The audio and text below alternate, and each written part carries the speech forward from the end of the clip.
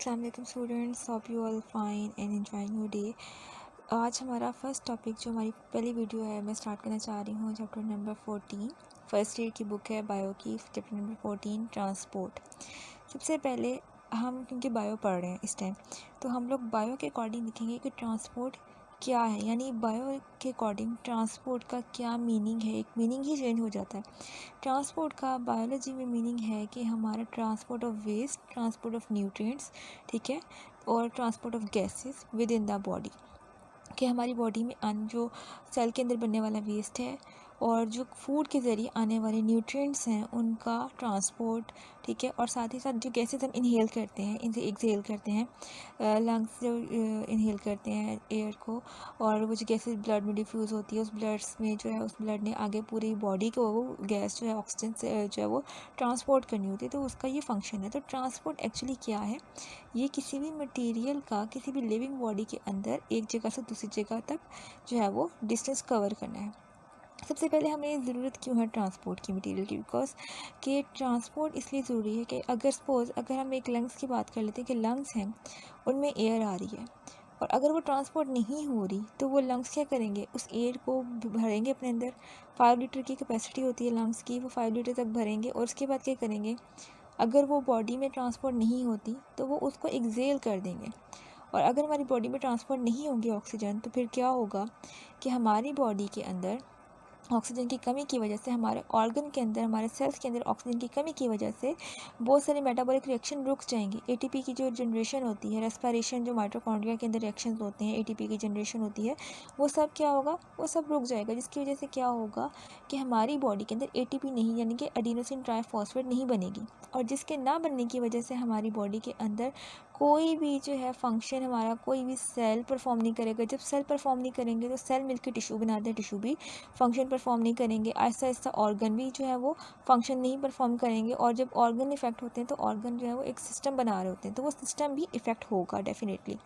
तो इससे क्या है कि ट्रांसपोर्ट ना होने की वजह से, किसकी, ऑक्सीजन की या न्यूट्रिएंट्स की या वेस्ट की ट्रांसपोर्ट ना होने की वजह से एक्सक्रीटरी ऑर्गन तक क्या होगा कि जो हमारी बॉडी है, हमारी बॉडी की फंक्शनिंग है वो मुतासिर हो जाएगी। इसलिए क्या है, ट्रांसपोर्ट बहुत ज़रूरी है हमारी बॉडी के अंदर। अब आपको नज़र आ रहा होगा एक पॉइंट लिखा हुआ यहाँ, जैसे आप यहाँ देख रहे हैं कि अगर ये मैंने यहाँ पॉइंट लिखा हुआ है कि अगर हमारी बॉडी में कोई भी जो है न्यूट्रिएंट है या कोई पार्टिकल है या कोई भी गैस है, अगर वो डिफ्यूज़ होती है, यानी एक सेल है,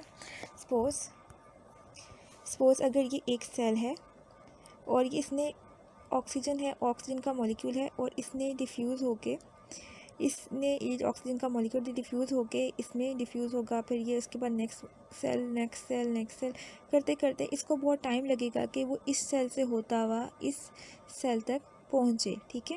तो ये डिफ्यूजन क्या है, टाइम टेकिंग प्रोसेस है, 8 से 10 साल लग सकते हैं इस ऑक्सीजन मॉलिक्यूल्स को पूरी बॉडी के अंदर सर्कुलेट करने में। लेकिन अगर यही सर्कुलेशन, यही जो है वो कैरियर, अगर ब्लड यहाँ पे हो, तो ब्लड के ज़रिए कोई भी न्यूट्रिएंट, ऑक्सीजन या कोई भी वेस्ट जो होता है वो 6 घंटे के अंदर अंदर हमारी बॉडी के जहाँ पे भी टारगेट एरिया होता है वहाँ पहुँच जाता है। तो ब्लड एक बहुत अच्छा कैरियर है, ठीक है, जिसके ज़रिए क्या होता है, ट्रांसपोर्ट हमारी बॉडी के अंदर बहुत ईजीली जो है वो हो जाती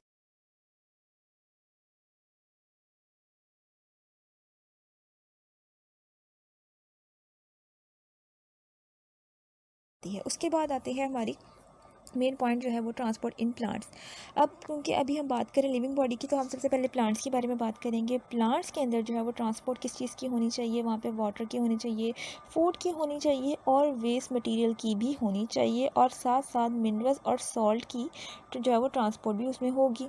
सबसे पहले है Uptake and transport of minerals and water, यानी पानी से हम जो पानी जो है उसके अपटेक कैसे करनी है, उसको ट्रांसपोर्ट कैसे करना है बॉडी के अंदर, और जो मिनरल्स हैं जो क्या है ग्रोथ के लिए, किसी भी प्लांट की ग्रोथ में जो है वो हेल्प करते हैं, वो हमें कैसे प्लांट ने अपटेक करनी है और उसको फिर आगे पूरी बॉडी में ट्रांसपोर्ट कैसे करना है। The roots of a plant not only anchor the plant body, यानी जो प्लांट की रूट्स होती हैं उनका काम सिर्फ ये नहीं है कि वो सिर्फ प्लांट को एंकर करेंगी, यानी पकड़, एंकर का मतलब होता है पकड़ के रखना, कि मजबूती से पकड़ना। उनका काम ये नहीं है सिर्फ कि वो मजबूती से पकड़ के रखे प्लांट को, बल्कि उनका एक और काम होता है, वो ये है कि वो न्यूट्रिएंट्स को मिनरल्स को और वाटर को एब्जॉर्ब करेंगी सॉइल से, क्योंकि प्लांट को अगर हम पानी देते हैं तो वो पानी डायरेक्टली एब्जॉर्ब नहीं होता, वो पानी सॉइल में चला जाता है। जब वो सॉइल में जाता है वो वहाँ से रूट्स एब्जॉर्ब करती है। रूट्स जो है उनका फंक्शन है एंकर करना और एब्जॉर्ब करना, और इसके अलावा और कोई जो है वो ऑर्गन जो है उनका एब्जॉर्ब नहीं कर सकता वाटर को। There are 3 types of nutrients. अब 3 तरह के न्यूट्रिएंट्स होते हैं। कार्बन डाइऑक्साइड इनका न्यूट्रिएंट है और हमारे लिए एक वेस्ट होता है। Water and minerals beside light to carry out the photosynthesis, यानी लाइट एक न्यूट्रिएंट नहीं है। वो कहाँ पे एब्जॉर्ब होती है? वो लीफ में एब्जॉर्ब होती है। उसकी ट्रांसपोर्ट भी ज़रूरी नहीं, क्योंकि स्टेम को लाइट ट्रांसपोर्ट नहीं करनी, तो वो एक न्यूट्रिएंट नहीं है जिसकी ट्रांसपोर्ट ज़रूरी हो। जो चीज़ें ट्रांसपोर्ट करनी ज़रूरी हैं उनमें कार्बन डाइऑक्साइड, वाटर और मिनरल्स हैं, ठीक है। अच्छा, to get this minerals root must provide large surface area for absorption. अगर एक प्लांट उसकी रूट्स जो है वो स्मॉल हैं, ठीक है, यानी वो कुछ एरिया तक फैली हुई हैं। लाइक अगर यहाँ पे एक मैं प्लांट को ड्रॉ करती हूँ, उसकी जो है वो रूट्स यहाँ इस एरिया तक फैली हैं, और एक प्लांट ये है, उसकी रूट्स दूर तक फैली हुई हैं। तो जो प्लांट जिसकी रूट दूर तक फैली होंगी उसकी ग्रोथ हमेशा सबसे अच्छी होगी। जिस प्लांट की रूट जो है वो कम एरिया में फैली होंगी उसकी ग्रोथ कम होती है, और जिसकी रूट दूर तक फैली हो उसकी ग्रोथ ज़्यादा होती है। वजह क्या है कि रूट्स का फंक्शन है वाटर और मिनरल्स को एब्जॉर्ब करना। जितने ज़्यादा वाटर और मिनरल एब्जॉर्ब होगा उतनी ज़्यादा प्लांट के अंदर जो है वो रेस्पिरेशन होगी, एनर्जी बनेगी और प्लांट की ग्रोथ अच्छी होगी। The roots bear are dense cluster of tiny hair like structure. अब रूट्स के ऊपर आपने भी पढ़ा होगा पिछली क्लासेस में कि रूट के ऊपर एक हेयर लाइक स्ट्रक्चर होता है। लाइक अगर मैं यहाँ पर रूट ड्रॉ करती हूँ, एक रूट है, उसके ऊपर हेयर लाइक स्ट्रक्चर होता है। इस हेयर लाइक स्ट्रक्चर को हम कहते हैं रूट हेयर, बिल्कुल ये हेयर की तरह बारीक होता है, इसलिए हम इसको रूट हेयर कहते हैं, जैसे, ठीक है। Which are extension of the epidermis cell of the root, यानी जो रूट सेल के एपिडर्मिस होती है, जो आउटर मोस्ट लेयर होती है, उसकी प्रोजेक्शन से बना होता है। यानी अगर वो एपिडर्मिस अपने आप को एक्सटेंड करे तो रूट हेयर बना देती है। A ripe plant less than 1 meter tall has some 14 million branch roots of a combined length of over 600 kilometre. यानी जो राइप प्लांट होते हैं इनकी जो उन्होंने देखा है, ये रूट जो है वो उनकी बिलियन और 14 मिलियन ब्रांचेस हैं, और वो 600 किलोमीटर एरिया जो है वो कवर कर रही हैं, ठीक है, किसी भी एरिया में। और इसका मतलब है ये प्लांट जो है बड़े अच्छे तरीके से ज़मीन में एंकर भी होगा, यानी ज़मीन में खड़ा भी होगा। इसके मिनरल्स भी इसके अंदर अच्छे से एब्जॉर्ब होते होंगे, वाटर भी अच्छे से एब्जॉर्ब होगा, तो डेफिनेटली इसकी ग्रोथ भी बहुत अच्छी होती है। देन है नेक्स्ट पेज पे, these are the root hairs which are in fact the site where most of the uptake of water and minerals take place. आपको समझ आ गई इस बात की कि यहाँ से वाटर और मिनरल की अपटेक होती है। Plants are able to synthesise all their required compound with the help of minerals and H2O from the soil, carbon dioxide from air and light energy, ठीक है।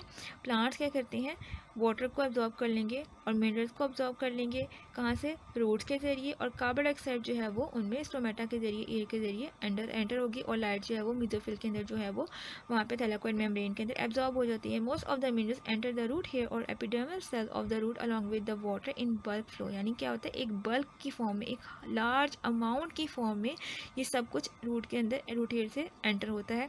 But some are taken in by diffusion. Sometime diffusion भी होती है कि बार अगर soil में particle जो है वो कोई मिनरल ज़्यादा है या वाटर ज़्यादा है तो वो रूट के अंदर ऑटोमेटिकली डिफ्यूज़ होना शुरू हो जाता है। फैसिलिटेटेड डिफ्यूजन में क्या होता है, डिफ्यूजन क्या होती है, हाई टू लो, यानी एक जगह पे मटेरियल जो है वो हाई अमाउंट में मौजूद है और वो लो की तरफ जाना शुरू हो जाता है, तो उसको हम कहते हैं डिफ्यूजन। और अगर वो जो है वो मूवमेंट, अगर उसको असिस्ट करने के लिए, उसको फैसिलिटेट का मतलब होता है किसी को मदद करना, आसानी पैदा करना, उसकी आसानी पैदा करने के लिए, सपोज एक पार्टिकल बहुत बड़ा था, लेकिन क्या हुआ, उसकी मदद करने के लिए, उस पार्टिकल को डिफ्यूज़ करने में मदद करने के लिए कुछ कैरियर प्रोटीन्स आई। वो प्रोटीन्स कहाँ होती हैं, ये जो प्लांट सेल होते हैं इनकी सेल वॉल में, सेल मेम्ब्रेन में ये जो है वो प्रोटीन्स एम्बेडेड होती हैं। जब भी कोई पार्टिकल बड़ा है या वो अंदर नहीं आ सकता, डिफ्यूज़ नहीं हो सकता, तो ये प्रोटीन उस तक जाती हैं, उसको कैरी करती हैं और उसको लेके सेल मेम्ब्रेन क्रॉस करवा देती है, जिससे क्या होता है वो सेल के अंदर एंटर हो जाता है। तो इस डिफ्यूजन को हम कहते हैं फैसिलिटेटेड डिफ्यूजन, जिसमें क्या है, कैरियर प्रोटीन्स इन्वॉल्व होती हैं, ठीक है, या एक्टिव ट्रांसपोर्ट। एक्टिव ट्रांसपोर्ट का मतलब जहाँ कहीं भी वर्ड लिखा हो पैसिव, पैसिव का मतलब होता है एनर्जी यूज़ नहीं की गई। अगर जहाँ कहीं भी एक्टिव लिखा हुआ है इसका मतलब है यहाँ पर ATP को यूज़ किया गया, एनर्जी को यूज़ किया गया।